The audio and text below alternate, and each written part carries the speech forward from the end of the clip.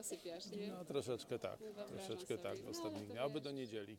Tak jak wczoraj z Michałem Baranowskim się wieczorem widziałem, on mówi, że w poniedziałek ucieka na Mazury od razu rano, Jasne. jak tylko w No, poniedziałek, a na może pewno, nawet w no niedzielę, ciężko. jak Karen wsadzi do samolotu, tak wiesz, no.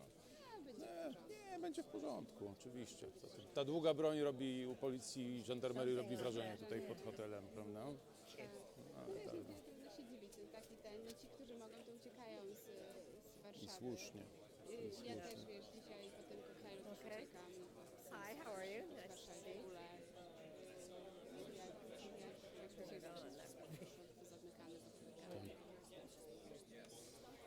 Tak, dokładnie. Jak wam ten program Future Leaders idzie? No na razie wiesz, Frankie kiedyś o nim mówił, jak się w Davos spotkaliśmy, że tak inwestuje dużo Atlantic Council. tak. Wiesz, w tym roku to jest 60 z 40 krajów, więc jest fajnie jakby zdywersyfikowane grono ludzi i z sektora publicznego, i z prywatnego. Jest bardzo fajna grupa w tym roku. Oni byli w Sarajewie, byli w Bośni, zanim tu przyjechali. No tak, mówił, że... Kilka dni na tej Znam się. No tam. Chciałem się tylko przedstawić. Wojciech Dzięgiel. Słuchaj, Myśmy wiele razy mieliśmy kontakty. Wojtek, wiesz, przewodzi całemu komitetowi organizacyjnemu Warsaw Security Forum już po tym, jak i będzie się z tą spokojniej, kontaktował, to będę... bo my właściwie mamy już dosyć dograny ten wasz panel z Warsaw Security Forum, Aha. a nie będziemy cię teraz potem, wiesz... Okej, dobra, tym, dobra. jak podsumowanie. To spokojnie, dobra.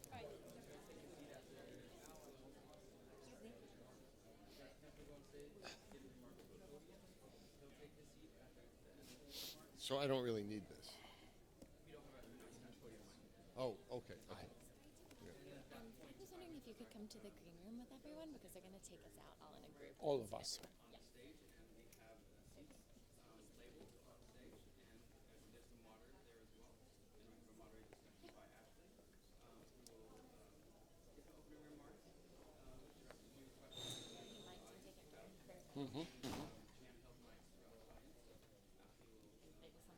And provoke them. Just because they've accomplished great things in life and are people of great stature. Ashley, you should... yes, I think Ashley should provoke you.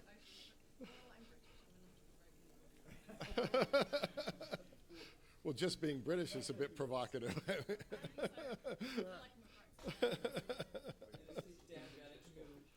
Give a little bit of insight on the substance of the conversation. Maury.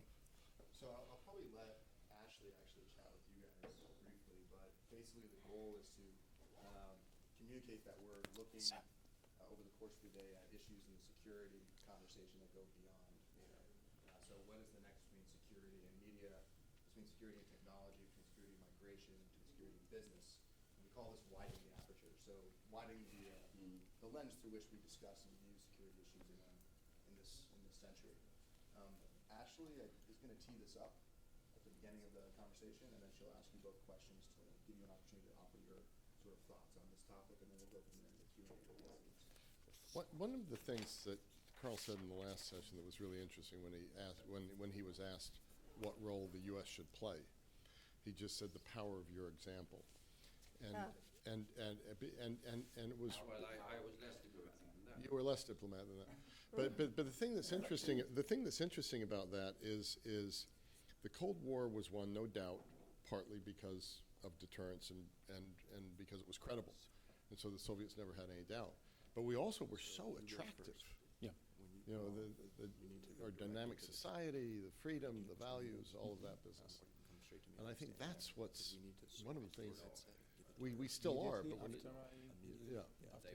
Because there's no transition time, and they have. Because I'm going back from the stage. We're less front confident row. Yeah. So of he our- would come to me to take. Walk up the stage, go to the. we don't project the same confidence of our values and the same confidence of our And then we'll take role. All right.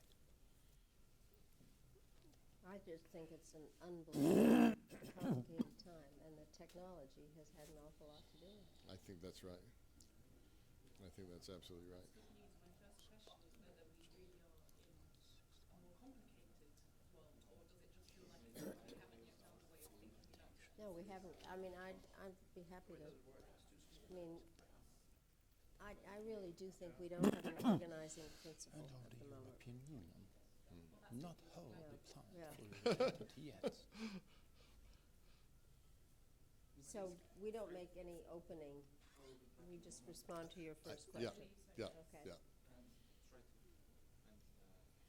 Yeah, that doesn't work. It's too small. Yeah, that's good. No big speeches. No. No. It's very hard for me to believe and say that we're not attractive anymore. My whole life has been based on the idea that America being engaged and America what it is. And And look where elites around the world still want their kids to study. yeah. We still want to go. So all of that is right. I just get the feeling that we don't necessarily want to project our attractiveness. Yeah.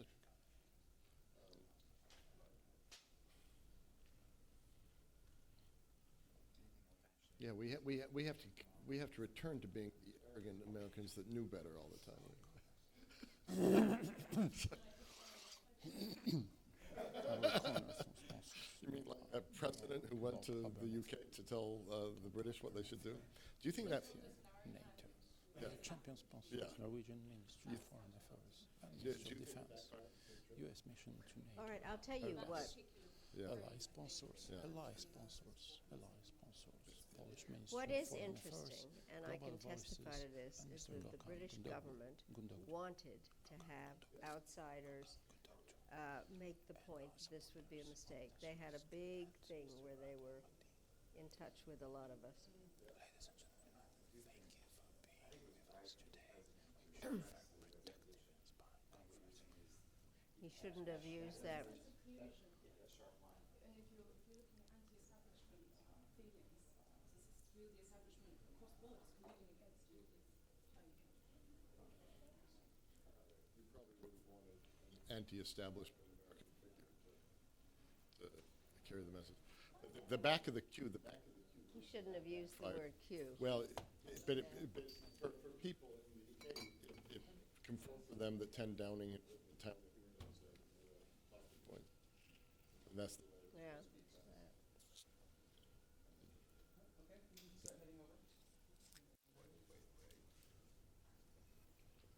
Okay.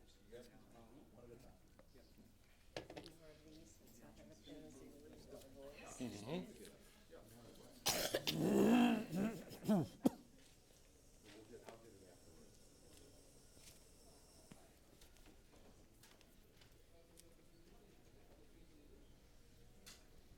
Thank you. Very nice of you. You know what, part of the problem is that you always speak to, you speak to a domestic and a foreign audience at the same time. And to keep America engaged, you have to say X. I mean, one of the things that absolutely. Yeah, it's exactly, it's a kid.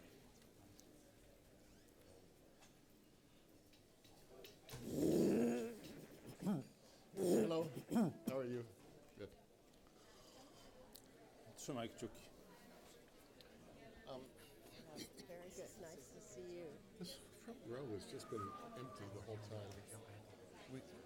Yeah. Thank you. Hi. How are you? Very good to see you. Good to see you. Good to see you. Who will give me a sign to start? Sorting out the word. Hello. Good to see you. How have you been? Here? Great. What, a couple of days now? Great. You're here for the Oh, entire summer? yeah, it's been great so far. Thank you so much. No, I leave tonight. I need to go home. Okay. Yeah. Let's keep Home trying to to get another people thing into this the front evening. rows too, so we're not so. I mean, if you tell whoever is It's a seating. fairly quick thing. Because, yeah. Okay. No, I'm happy to be here. I think it's really fascinating time. Yeah, it is good. Ready?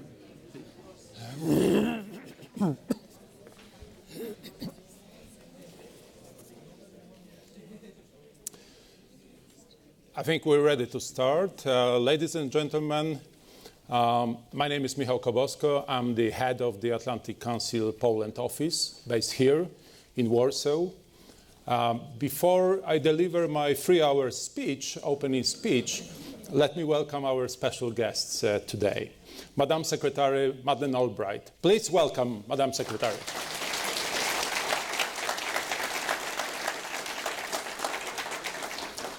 Former Prime Minister of Sweden, Carl Bildt.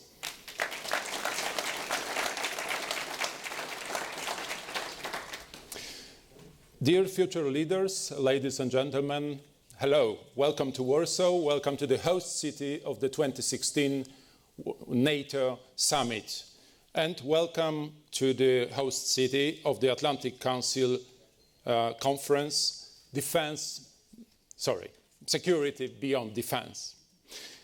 In 1955, this city witnessed the formation of a Cold War emblematic body, the Warsaw Pact.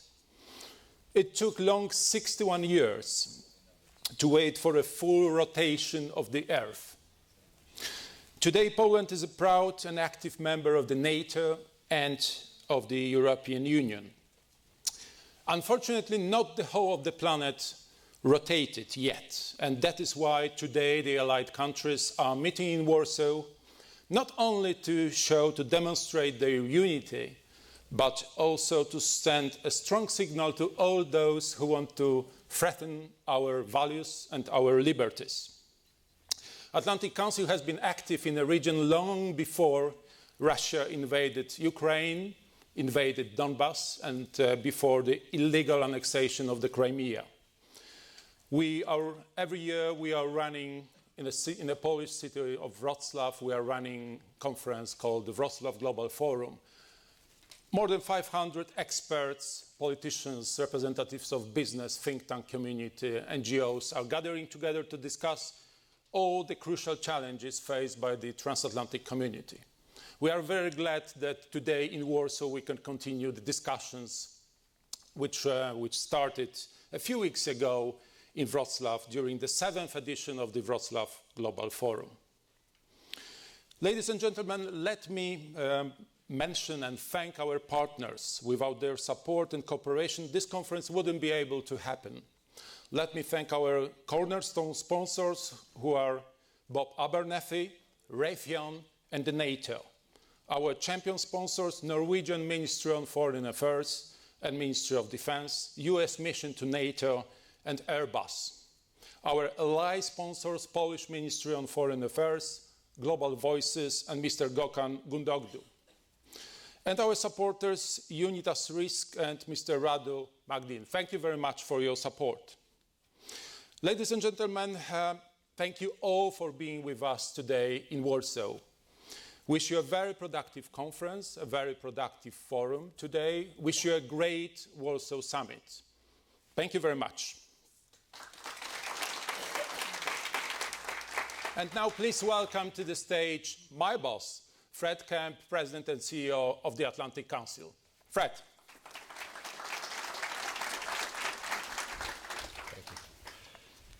Thank you, Michal. Thank you for leading our operations so effectively here in Poland and directing the Wrocław Global Forum, our annual forum, where we bring together people talking about the issues of this region in their global context. The forum was just last month. We focused on 3 pillars of stability for the Euro-Atlantic community: security, prosperity, and democracy. In many ways, this approach sets the groundwork for the focus of our discussions today at Security Beyond Defense. So once again, I join Michal in welcoming everyone to Security Beyond Defense. Security in the 21st century is multidisciplinary. It requires a comprehensive approach that leverages all the elements and national power and the expertise of new stakeholder groups, including business, technology, media, art, and civil society communities. But what ties all this together? And in some ways, it's pretty old-fashioned. It's the values that this alliance has stood for all along. I recalled last night at the reception that I came here when I was 25, 26 years old at the birth of Solidarity. And there is no doubt that our nuclear deterrence posture, there's no doubt that NATO's strength and military credibility allowed a lot of the changes in Central and Eastern Europe to happen. But what really inspired those changes were the attractiveness of our values, the attractiveness of individual rights, of open markets, of democracy, of freedom of speech, religion, and assembly. So we now face fractured societies, economic upheaval. We've passed through Brexit, or we're passing through potentially Brexit. We're seeing a lot of forces across aisles and borders to tackle our common challenges, not just in the alliance, but more broadly in the liberal international order that evolved after World War II. Nefarious actors working in cyberspace and leveraging cutting-edge technologies threaten to outpace government response and law enforcement capabilities. Carl Bildt talked about the power of these new communication factors a little bit earlier today. But it's also being used by nefarious actors. Propaganda and extremist recruitment is diffused through the media and social domains outside of the scope of the military and the reach of the government. The title of this conference is Security Beyond Defense. We've been talking at the Atlantic Council about a term called dynamic stability. Our view is that the one thing that's certain for the decades ahead is uncertainty. The one thing that's certain is that we're going to face a number of shocks. 1 month it may be something like Brexit, another month it could be a terrorist attack in Paris or Brussels or elsewhere. So we're talking more and more about the issue of resilience. Resilience, dynamic stability, security beyond defense requires a comprehensive, integrated approach where public, private, and civic actors work in concert to defend against asymmetric threats that wage war on social, financial, and digital fronts. The Atlantic Council has seized this challenge and has set out to create a platform here where experts and leaders from across disciplines, including business, the arts, and government from around the world, including critical regions of Africa, the Middle East, Asia, and Latin America, can share their insights with the understanding that security in the 21st century is above all global, and security beyond defense is that platform. We're proud to have as chairs for Security Beyond Defense 3 honorable and distinguished leaders who have already been introduced. Former Prime Minister and Minister of Foreign Affairs of Sweden, Carl Bildt, former United States Secretary of State Madeleine Albright, and former Polish Ambassador of the United States and President of the Polish-American Freedom Foundation, Jerzy Kozminski, to anchor our sessions today. You'll hear from each of them in turn throughout the course of these events. In addition to our esteemed co-chairs, we're going to hear from leaders from a range of different fields whose work has a direct nexus to security in the Atlantic community. We will, for example, explore the nexus between security and art, hearing from a world-renowned Afghan artist and activist using art to mobilize citizens as a force against corruption in his country. We'll hear about the relationship between digital media and extremism from a business and thought leader on the topic, the head of content strategy and marketing for YouTube at Google. And we'll learn about how free and independent journalism can turn the tide in the information war by reducing the effectiveness of propaganda. And we'll hear that from the founder of a leading independent television news service in Ukraine. And that's only our first panel. We'll also dive into the nexus between economy, business, security, as well as explore the many facets of the current migration and refugee crisis. So without further ado, I once again thank you and welcome you to Security Beyond Defense.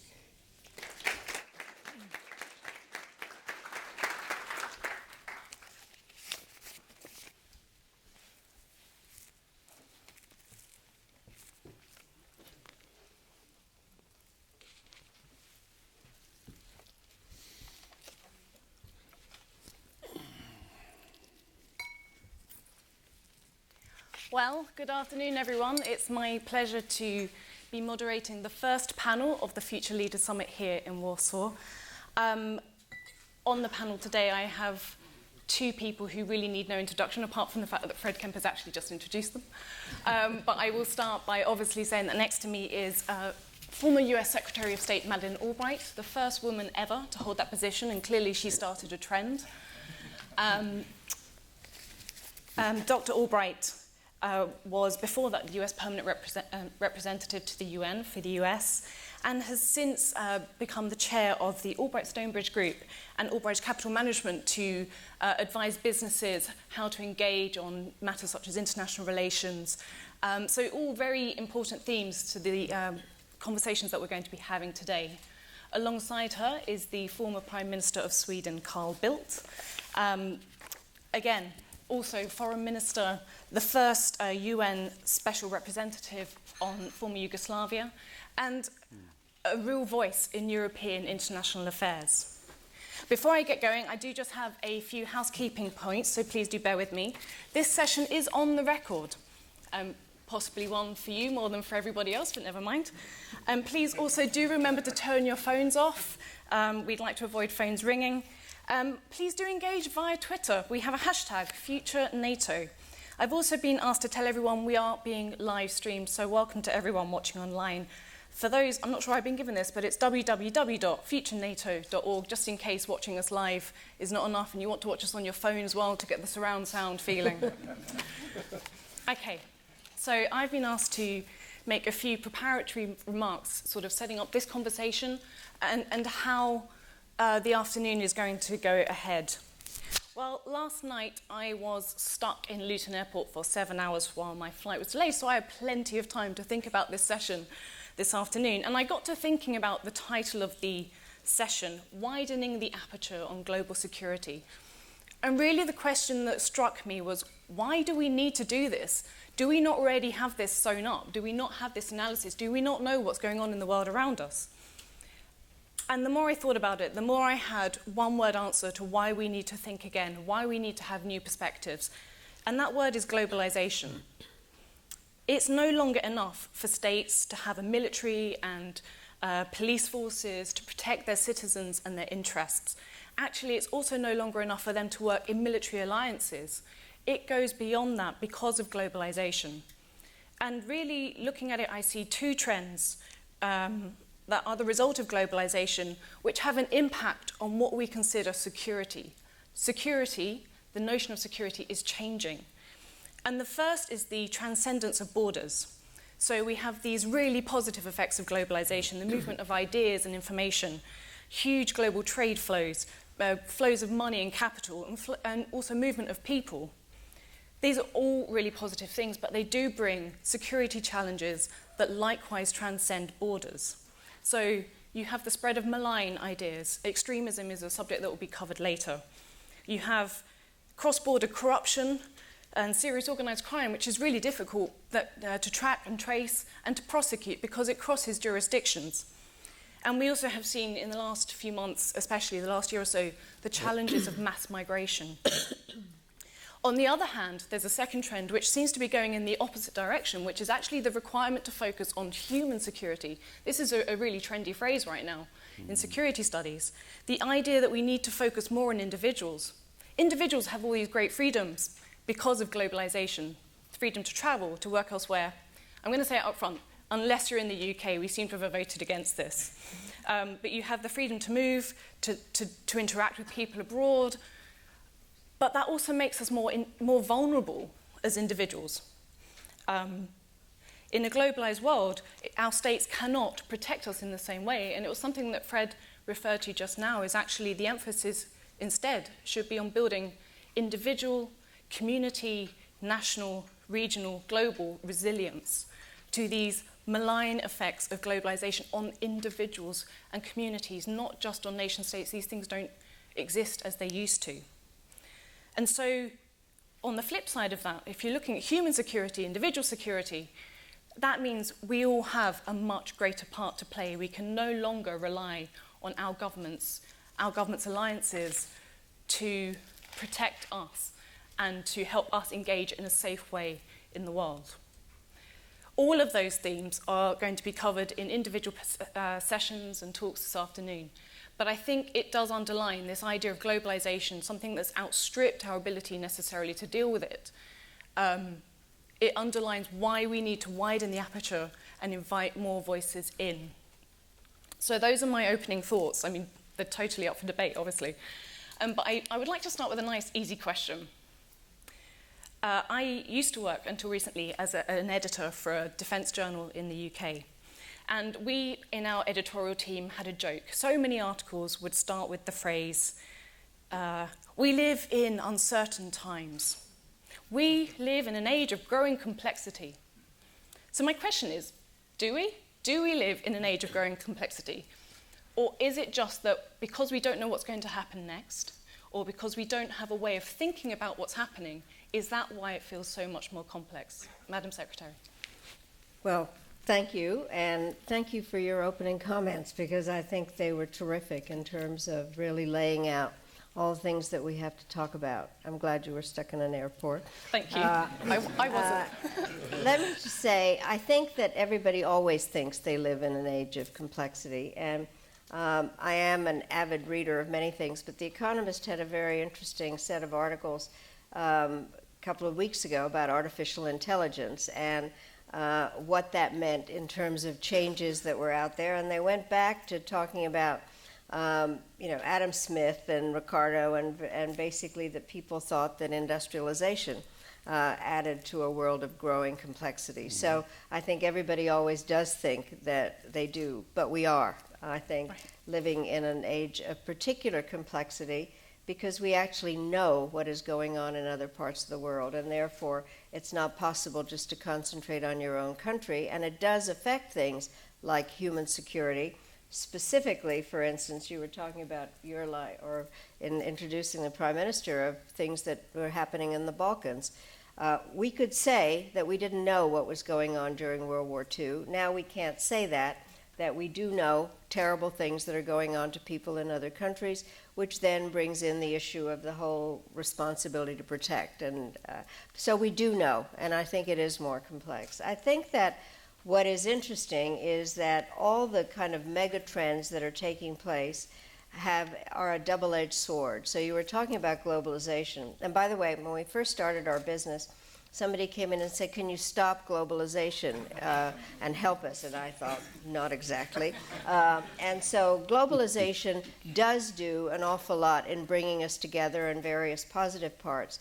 But its other side, its negative part, is that it's faceless, and people don't know where they belong. And so what's happened is people are grouping more and more according to their identities. And it's always good to have an identity, but if your identity hates the one next door, it is totally counterproductive. And that is kind of what's going on, is patriotism is good, hyper-nationalism is bad. And I think that we can explore that, but I think that is part of what makes it complicated. The other is technology. I mean, it is stunning, the kinds of things, and just announcing hashtags and various streaming and all the things that you talked about are an example of bringing us all together. But it also has a double-edged sword aspect to it, and that is that it has disaggregated people's voices. And people get their own information kind of like an echo chamber, and everybody only believes what it is that they've just heard. And there is not enough kind of thinking about what somebody else may be thinking that disagrees with you. Everybody here should be very glad they don't live in Washington, because as I drive, I listen to right-wing radio, and I get so mad, and someday I'll be arrested. So we shouldn't live in Washington because you're driving a mad, not because of the right-wing? No, because I might hit you, or because I'm not paying attention. But the bottom line is the disaggregation of voices makes governance difficult. And so I think that double-edged sword to technology. And then I do think we'll get into this more, because I grew up with a pretty clear vision. There was the good guys and the bad guys. During World War II, that was very evident, and during the Cold War. The world was divided into the red, white, and blue, and we knew who were bad and who was good. And I think that is more complicated now in terms of how do we protect against certain people? Is it their beliefs? Is it their actions? And so I do think we live in a more complicated time. And I think in many ways we are involved in a decade of disorder where we don't know what the institutional structures are. I'm really struck by your comments on the double-edged nature of sort of openness and identity, and I'd really like to return to that in a moment. But Mr. Prime Minister, I wondered if you had any opening thoughts on that question. if we live in complex times or not. Is it a truly complex time, or is it just because we're in the middle of it and that's No, just but how we feel? I think that we are sort of very popular to talk about this phrase as a new normal. I would argue we are back to the old normal. I think we have been fortunate enough to live through a quarter of a century that has been extraordinarily good for mankind. Good for Europe, good for Warsaw, to take a very concrete example. Those of us who were here a quarter of a century ago knows that this was a dull, grey, depressing place, competing with Minsk probably or something like that. And now, of course, one of the most dynamic and vibrant capitals of Europe. And that could be seen as a symbol of the transformation that we've seen in Europe. And globally, we've seen it as well. Every social economic indicator, every political indicator, wars in the Balkans certainly and horrors elsewhere, but overall, it's been probably the best quarter of a century for mankind ever. And now we are probably back to what it used to be. Back to sort of the geopolitics of the 19th century, back to the transformation of technology, back to migration streams that are much bigger.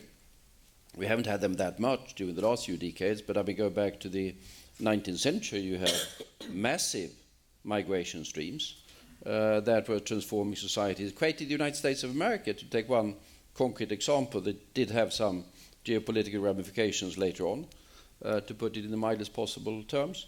So we are back to the old normal, which was more complex, more dynamic in a number of different ways. And then new factors, technology, clearly transition from the, in my opinion, the transition from the industrial age to the digital age. We are only in the faint beginning of that particular transformation. It's going to change everything. And that we need to get used to and start to adapt and understand somewhat better than we do. And this leads, of course, to somewhat of an institutional crisis of the West. I don't think we have a crisis of the West, but we clearly have a crisis of the institutions of the West, be that the European Union or be that other institutions, when it comes to adapting to going back to a period, back or into a period, or back again to a situation that is going to be somewhat less stable, somewhat less predictable, and somewhat more even dangerous than we had in the past. I've, in the course of my job and my research, I've been struck recently by the fact that we still talk in terms of post 9/11. We still see this as the great watershed. And of course it was in some ways, but the world has moved on so rapidly since then. As you say, in terms of technology, and if you think of the phones that were around in 2000 compared to now, I mean, we're in an entirely different place. How are we going to find this new framework, this organizing principle, if you like? Do we need new voices rather than the same old security analysts? Well, I think we definitely need new voices, and a lot of them are here. And I think that part of it is that the system is different. I, again, grew up in a period where the nation states were the basic element of a system. Henry Kissinger still reminds us all the time about the Westphalian system and the Congress of Vienna. The bottom line is the nation state has not disappeared, but there are other actors. And we have not fully involved the non-state actors in developing a system. I think, as Fred introduced this, in terms of the role of the private sector involved in national security issues and opening the aperture, and at what stage do they come to the table. So, for instance, take a company like Coca-Cola. It has a budget 10 times the size of Lithuania, but Lithuania ended up as president of the Security Council. And Coca-Cola is nowhere, and yet the bottom line is they use a lot of water in the countries where they are, have an impact on health issues, etc. So, and you can use any one of the major corporations that need to be at the table. Non-governmental organizations need to be at the table. Bill Gates, a non-state actor. We always think of non-state actors as just terrorists, but the bottom line is there are many dimensions to non-state actors, and they have to be brought into the system. I think also there has to be a way to use technology within the non-state, within a state system or an international system that we have. And what has happened is that the institutions that we are operating with now were developed after World War II. And as someone who was born just before World War II, I do think that we need new actors. And the people here need to help in constructing a new international system. We do need a system, just not the one that we have at the moment. Okay, so I mean, the reason we're all in Warsaw is obviously the NATO summit. NATO was established post-World War II as a way of sort of ensuring peace in Europe and more to the point, ensuring collective security. Keeping the Americans engaged. And keeping the Americans Don't forget engaged. that, because the problem that we had previously was the Americans were dragged into Europe, but then left, and chaos ensued. And NATO, the Atlantic Alliance, kept the Americans engaged. That was enormously important. And it continues to today in the current Absolutely. situation. Yeah. Where does NATO fit in with this sort of need to evolve? How does NATO remain relevant, engage with individuals, engage with corporations? Does it need to, Mr. Prime Minister? Well, it clearly needs to, but at the moment, what is happening here in Warsaw is, of course, to some extent back to basics. We didn't really, or not everyone at least, expected that we will have to go back to basics, because we believed that we were living in a Europe where integration was building more and more peace, and that extended gradually towards the east and included, to some extent, even Russia. And suddenly we have Russia, by its aggressive actions, Ukraine primarily, but before that as well, has challenged the fundamentals of the European security order. And if you start to violate the security order at one spot, it is brittle everywhere else. And accordingly, now it's back to basics. We need to be credible in terms of territorial defense and the sovereignty of the nation states that are the foundation elements of the security order. And that's very good. That being said, it's fundamental, but not enough. Because clearly we have security issues that goes beyond the basic issues of territorial defense. One of them. Well, broadly speaking, I think we can talk about flow security. Secure in the old word still, but anyhow, you secure the borders, and that's fine. But now we need to secure the flows. I mean, our economies, our societies are depending upon the flow of trade across the world, the free flow of information across the world, the flow of megabytes and bytes and whatever in fiber optic cables and satellite systems all over. We need to secure the flows. We need to secure the global air transport system. We need to secure the possibility of people to move. Refugees, that we can take care of them according to our international obligations, but also the possibility for those that want to go and work or study somewhere else. All of these things need to be secure and organized. So the back to basic element of the Warsaw Summit is fundamental in view of the new challenge that, sorry to say, has reappeared, but not enough. We need to go to the freedom and the security of the flows across the borders that are increasingly important to us. I think I agree with that, but it's back to basics with frills or something that nobody thought of cyber attacks as something that needed to be dealt with. But I also think, and again to something that Fred said, I think NATO is based not just on military hardware, but on common values. The military hardware has changed, but there also are questions about how we interpret common values. I think that it's not just a matter of repeating that we believe in democracy or believe in equality of people. I think the matter here is to have a discussion about what we're saying. Democracy is much harder than people think. And there is a real question about respect for other people's identities, a number of different things. And I think a debate that is worth having is, we are for common values, but what are they? Do we define them together? How do we operate on it? I think I am basically often asked if I'm an optimist or a pessimist. I'm an optimist who worries a lot. And so I think we need to figure out how to have a view that we use this crisis positively to try to figure out how to define where we are. I'd also like to add, you mentioned earlier the point about openness being a double-edged sword. And I'm quite taken by this idea that we like to be open, but on our own terms. We like to feel safe and secure while doing so. And I think the pace of globalization, the pace of change, has maybe outstripped that sense of security, that somehow accountability, the provider of security somehow seems more remote, and actually we feel a lot more vulnerable. And so I wonder if actually that is something that needs to be addressed, that actually our ability to control our surroundings has been outstripped by the openness that we have sought. I do think that people do not feel a security, and partially it is unclear about whom we can trust. And I think, again, it is perfect. The best example of this is refugees who need to be somewhere else, but you look at them and wonder if they're, at least the excuse is, who's the terrorist? And what is it that people believe in? And so there has been a loss of a lack of trust in our surroundings as well as in the people around us, and the credibility of the information that we're getting. So I do think that that is a real question about what is it that provides security for you?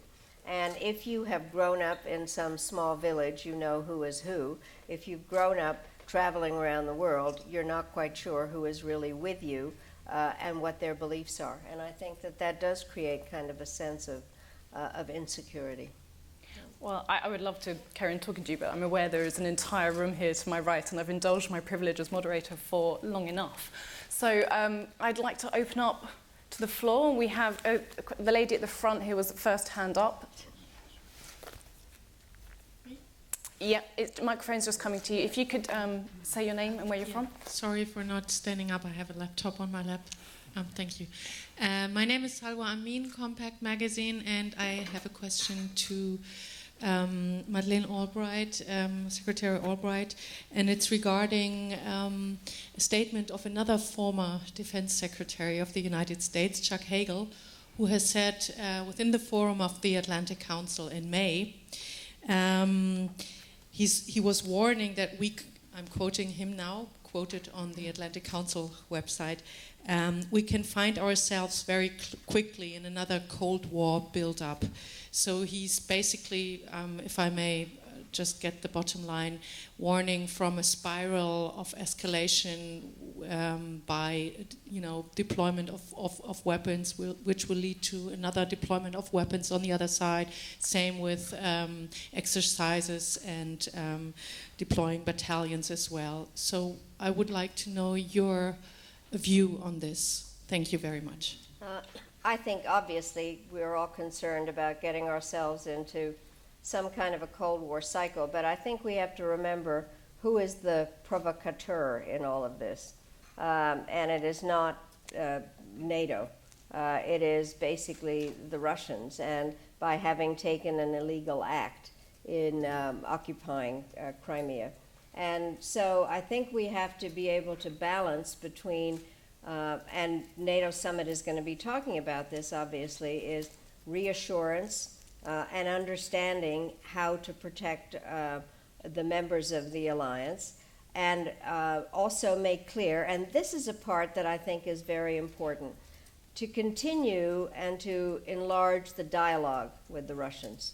And I think that is a part that is essential and hard to explain, frankly, because I think people, or it's very easy to be either all positive or all negative, and we have to try to do both things at the same time, reassure our allies, and at the same time be open to having discussions with the Russians, and Secretary Kerry has made that very clear. By the way, you talked about my being the first woman Secretary of State. There have been 2 others, and now there are a lot of little boys in the United States that are very encouraged that a man can be Secretary of State.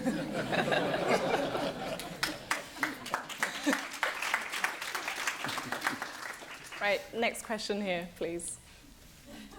Just down the front, please. Yeah.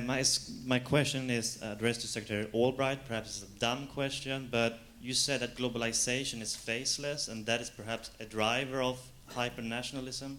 So I'd like to ask you, is it possible to make globalization have a face, and that could perhaps mitigate nationalistic tendencies? Thank you. And you are, with a face? Oh, sorry. Sebulon Carlander, future NATO Fellow of the Atlantic Council from Sweden.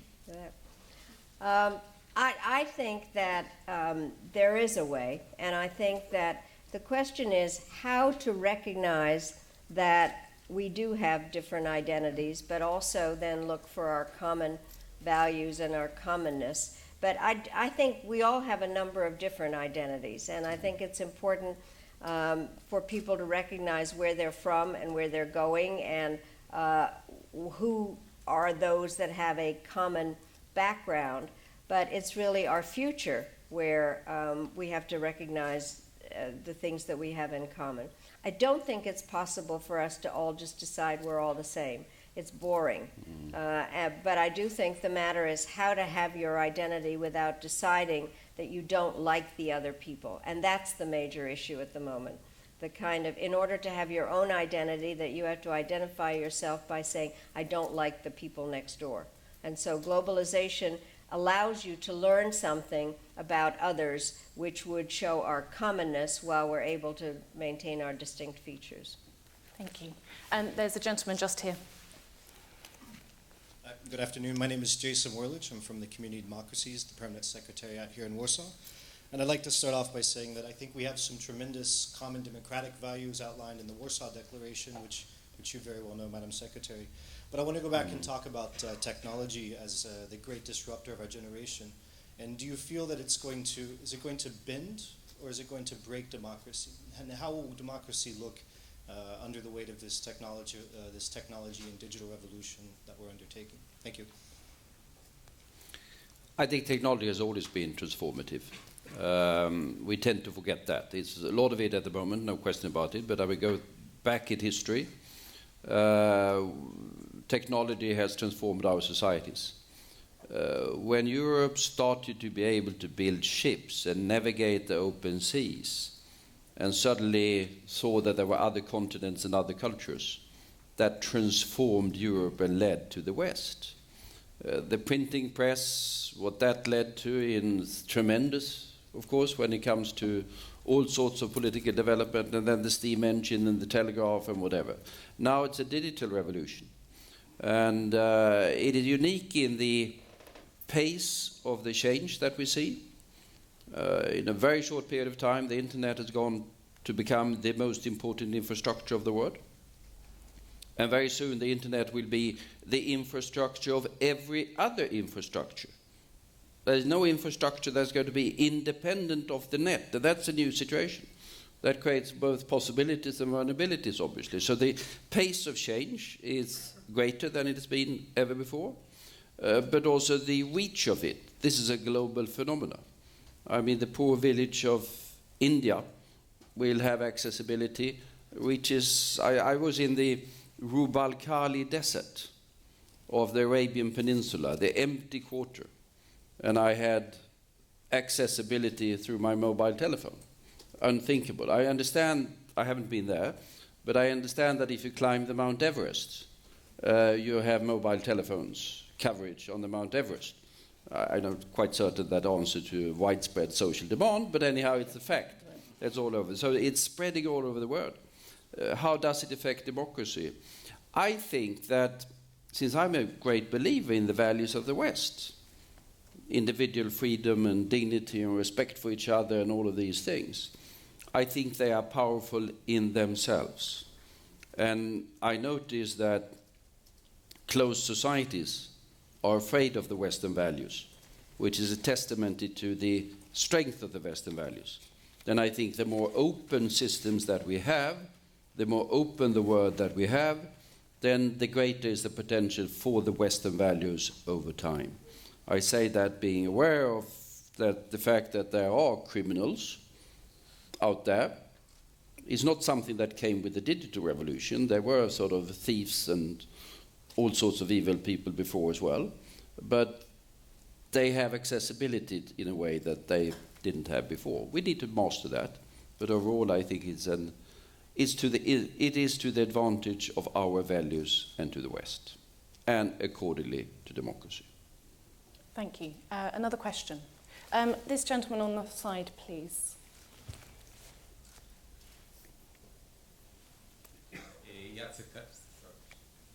Hello.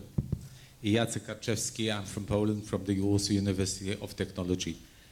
I would like to return to the subject of globalization. And Madame Albright, you mentioned that maybe at the table we should have like big multinationals or big NGOs. You mentioned the Bill Gates Foundation. I would have a question whether, in fact, we still at the table do not have big organizations like the European Union or African Union being member of the Security Council. Would that be an idea for facing the new challenges? Also, another situation where we have discussions within the European Union, but maybe also we should have within the NATO of creating not a force made up of national armies, national forces, but separate force which is created out of individuals being recruited directly to this international force, having a NATO army. Are those answers to globalization, to the new normal? Thank you. I think actually all those should be considered, because I think it is all different. I don't know whether it's possible to mix nation states and non-state actors. I hope it is, because I think if we're looking at stakeholders, they do play a very large role. Having been at the United Nations, there are certain aspects of it that make it very, for instance, the Security Council composition is like the Rubik's Cube. So when we were in office, we had suggested that Germany and Japan be permanent members of the Security Council. The first country to come to me to complain was Italy, saying, "This is outrageous, we lost the war too," which is not a great campaign slogan. Or what happened at any given time, there were 5 European countries out of 15, and I would go to an ambassador and say, "I need your help on X vote," and the ambassador would say, "I'm so sorry, I can't help you, the EU does not yet have a common position." And then 2 days later, I'd go back to the same person and say, "Now can you help me?" And the ambassador would say, "No, because the EU does have a common position." I think these days it's unlikely they do, but the bottom line is how many EU countries should be on the Security Council, and it's just an example of the problems. I think the thing that has to happen, however, is there needs to be more contact with people, with citizens of countries. That is what has been missing here. And part of it is how to make that happen and whether the technology can't be used better in order to involve more soundings of people's views. And the people have to be informed, which is another part of the problem. With due respect for what just happened in your country, I found stunning the number of people that didn't even know what they were voting on. And what was it that, in fact, motivated them to behave the way they did? So, and it goes to the community of democracies. Man's question is, to what extent can technology be used to actually inform people rather than scaring them? And I stole this line from somebody, but this is what is happening. People are talking to their governments on 21st century technology. The governments hear them on 20th century technology and are providing 19th century responses.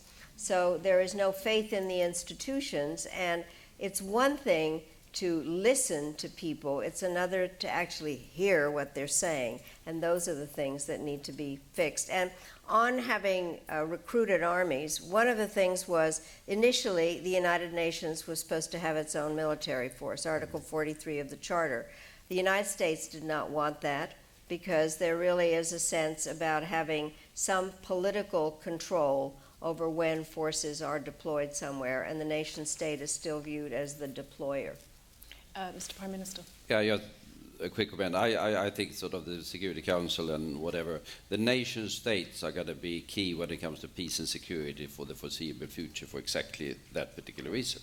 But On other issues, governance will be different. Go back to the internet. The governance of the net is highly important. And the governance of the internet is not states. It is a biosphere of different institutions and network, which is called technically a multi-stakeholder model. That means there is a role for governments, there is a role for business, there is a role for the technical community, there is a role for civil society. And when we are designing and redesigning and changing this particular system, one of the primary criteria is that it should be not open to capture by anyone. It should be a system of dynamic governance that can't be captured by big states or by big business or by big other interests. But all of the stakeholders should have the possibility to influence a system that is of greater and greater importance for global developments, but must be more dynamic in its very nature than I think any state-centric system, so to say, would be. And it works miraculously well. Okay, Adam, we're starting to run out of time. I'd quite like to take a couple of questions at once. So this gentleman here down the middle of the aisle, if possible. Thank you. Jarosław Grys from the National Defense University in Warsaw. I have questions to both panelists, and this question concerns migrations, especially to Europe, and how to handle migrations. I would like to hear from the European perspective, Mr. Carpet, and Madeleine Albright from the US perspective. Thank you. And another question, this lady at the front, please. Thank you very much. Katarzyna Pisarska, I'm the director of the European Academy of Diplomacy here in Warsaw. And I was very intrigued by what you said, Carl, about the old normal. Because I remember when Angela Merkel visited or talked on the phone with Vladimir Putin 2 years ago, and she supposedly said to Barack Obama, he lives in a different world.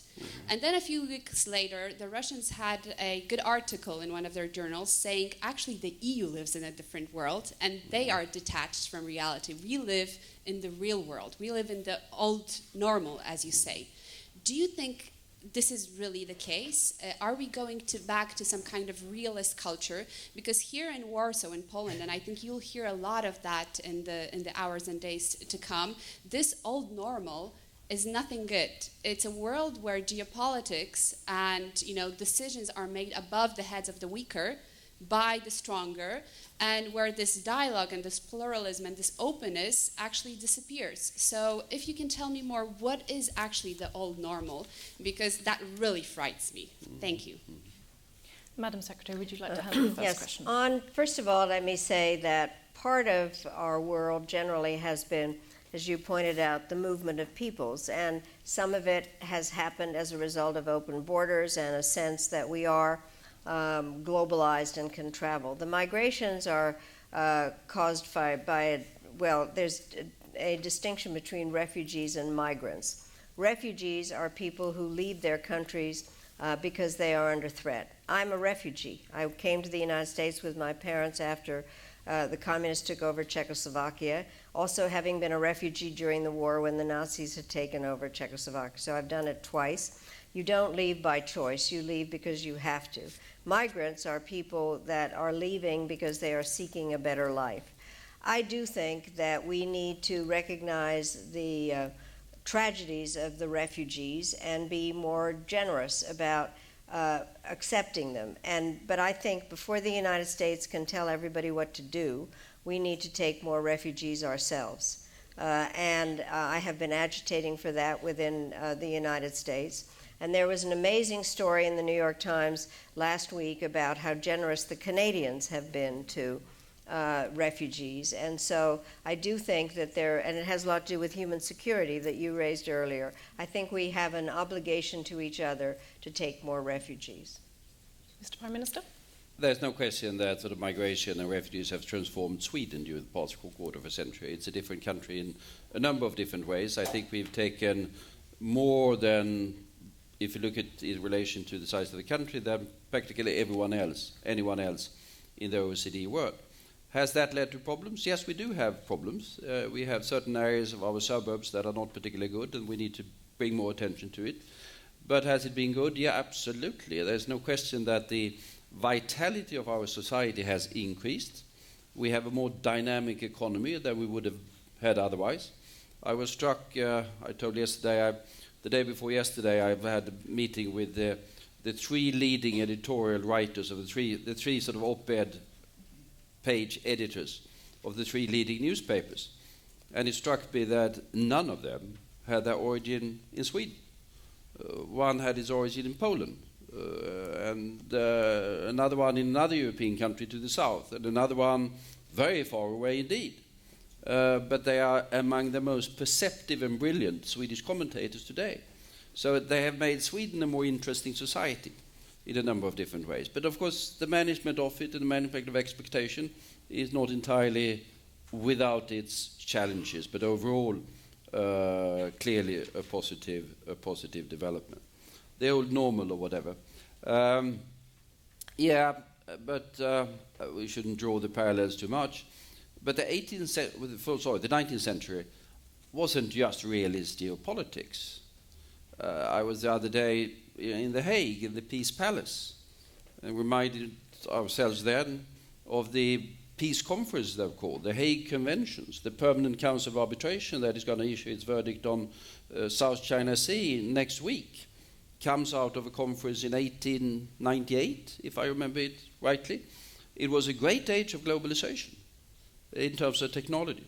Certain other international institutions, the International Telephone and Telegraph Union, the International Postal Union, they were all set up in that particular age as well.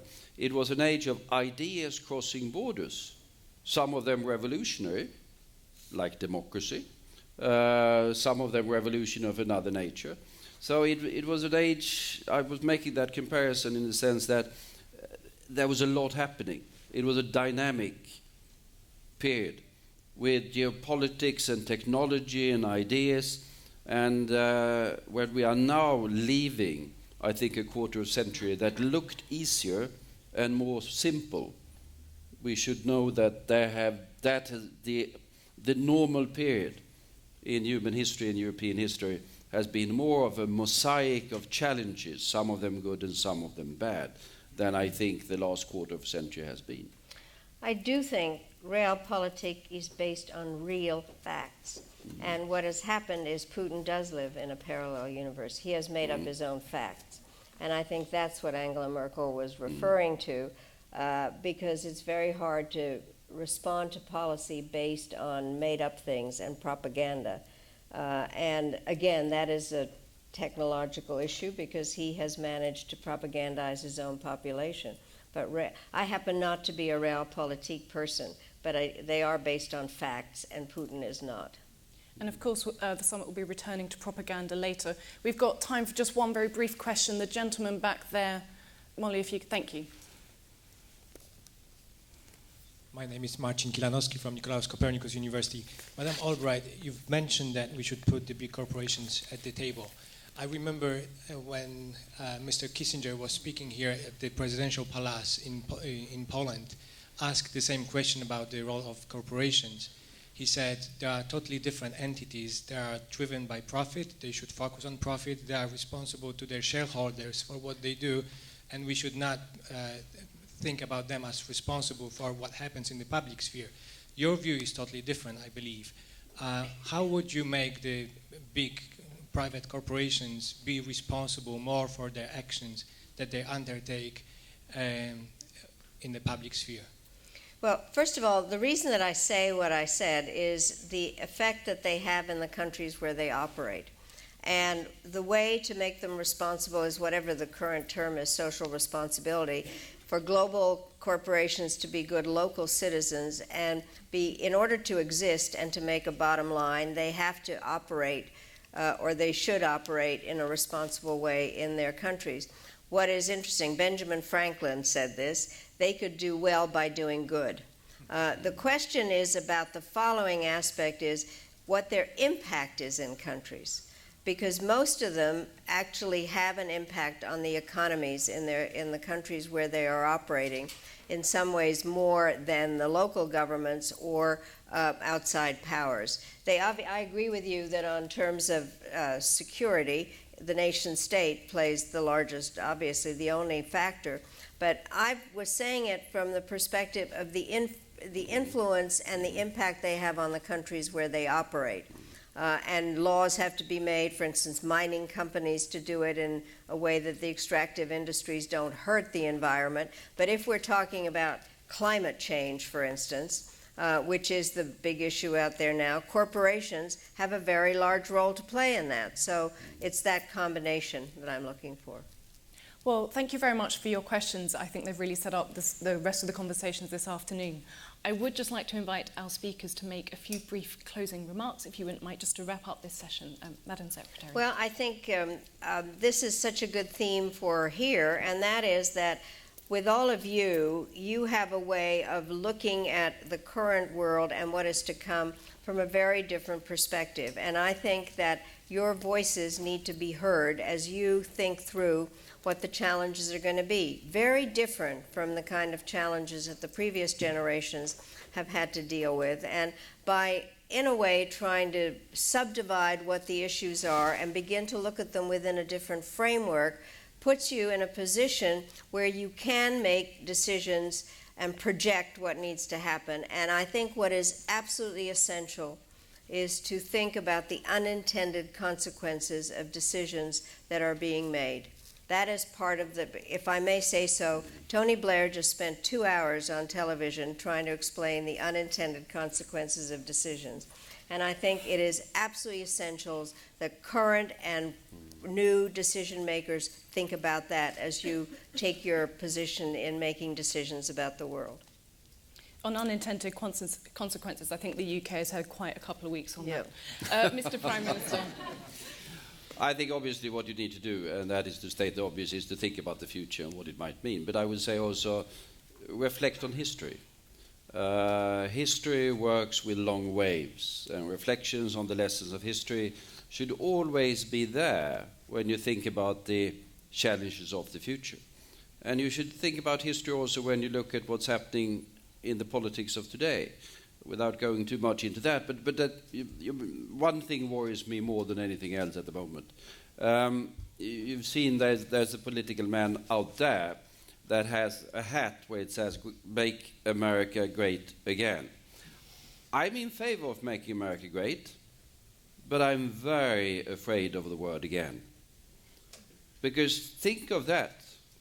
Make Russia great again, make Germany great again, make Sweden great again. It doesn't fly very well in Poland, I can tell you, that particular phrase, for all sorts of historical reasons. This implies that someone else has been depriving us of something that we are entitled to. And there's a risk of that leading to a nostalgic nationalism that puts nations against nations, states against states, but nations against nations inside the states as well. And so make great, I'm in favor of. We should be proud of our nations. But this, again, nostalgic-looking nationalism that is spreading, make Russia great again, is dangerous. And we need to preserve, defend, and enlarge the scope of our values of open societies, open Europe, and an open world that prevents us from falling back in the mistakes of the past. Thank you very much. A quick housekeeping note before I wrap up the session. There is no break after this session. The next one starts pretty much immediately, so please do stay in your seats. It has been an absolute pleasure and a privilege for me to be on this panel today, but also I'm sure for everybody else in this room and everybody watching online as well. I know you're both speaking later, but please can you join me in thanking Madam Secretary and Mr. Prime Minister for their kind thoughts.